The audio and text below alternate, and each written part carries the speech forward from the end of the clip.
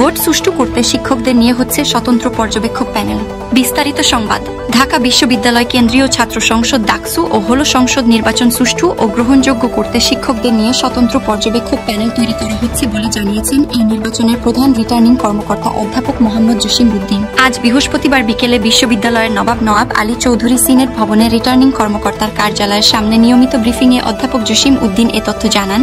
এ সময় রিটার্নিং কর্মকর্তা ও আচরণবিধি সংক্রান্ত টাস্কফোর্সের প্রধান অধ্যাপক গোলাম রব্বানী, রিটার্নিং কর্মকর্তা নাসরিন সুলতানা, সহযোগী অধ্যাপক শারমিন কবির উপস্থিত ছিলেন।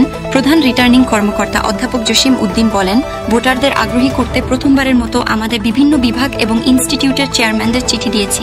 ডাকসু নির্বাচনে যাতে ছাত্রছাত্রীরা আগ্রহী হয় সেই লক্ষ্যে তারা কাজ করবেন, কারণ এবার অধিকাংশই নতুন ভোটার, তাদের ভোটদানে উৎসাহ দিতে আমরা কাজ করছি।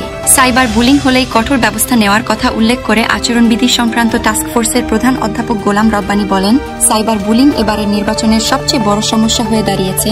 আমরা চেষ্টা করছি যেসব ফেসবুক পেজ থেকে বুলিং হচ্ছে সেগুলো বন্ধ করার, যোগাযোগ করলে একবার বন্ধ করছে, আবার চালু করে অপপ্রচার চালাচ্ছে, যার পরিপ্রেক্ষিতে আমরা আজকে শক্ত বিজ্ঞপ্তি দিয়েছি।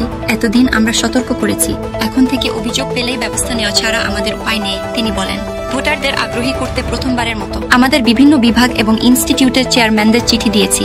ডাকসু নির্বাচনে যাতে ছাত্রছাত্রীরা আগ্রহী হয় সেই লক্ষ্যে তারা কাজ করবেন, কারণ এবার অধিকাংশই নতুন ভোটার, তাদের ভোটদানে উৎসাহ দিতে আমরা কাজ করছি, অধ্যাপক গোলাম রব্বানী বলেন।